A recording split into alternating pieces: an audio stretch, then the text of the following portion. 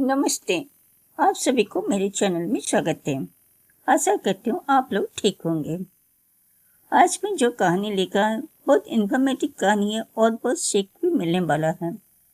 किसी एक आदमी अपना जीवन में आलस्य के कारण कुछ नहीं कर सकता, दूसरों के ऊपर निर्भर करता है और जब बहुत सारा नुकसान कर लेता है तभी जाके उसका नींद खुलता है और वो आदत को छोड़ देता है, वो आगे बढ़ता है।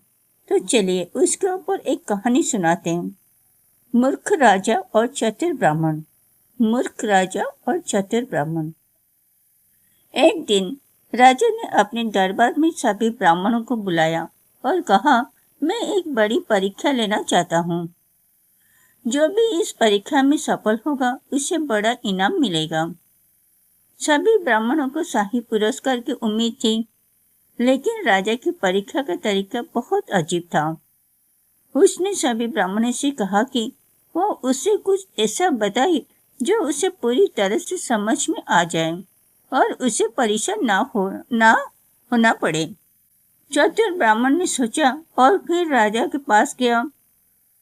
उसने कहा, महाराज, मैं एक ऐसी कहानी बताऊंगा जो आपको समझ में बिल्कुल मुश्किल नहीं होगी और ना ही आप परेशान होंगे।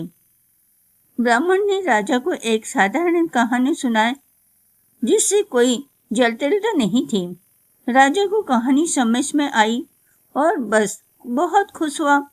चतुर ब्राह्मण ने राजा को समझाया कि कभी कभी अपनी ताकत का गलत इस्तेमाल नहीं करना चाहिए और समझदारी से निर्णय लेना चाहिए। राजा ने ब्राह्मण की बातों को सुना और महसूस किया कि वो अपनी आलस्य की वजह से राज्य की भलाई के लिए कुछ नहीं कर रहा था।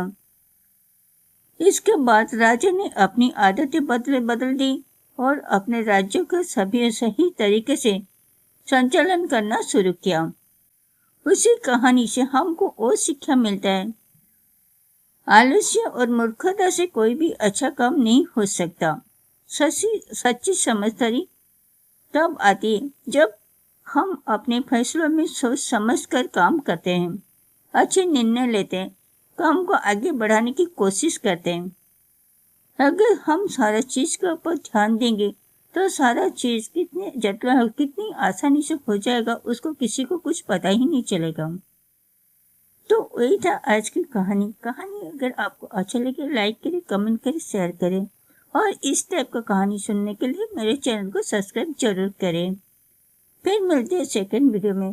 तब तक के लिए thank you so much watching my video. Thank you.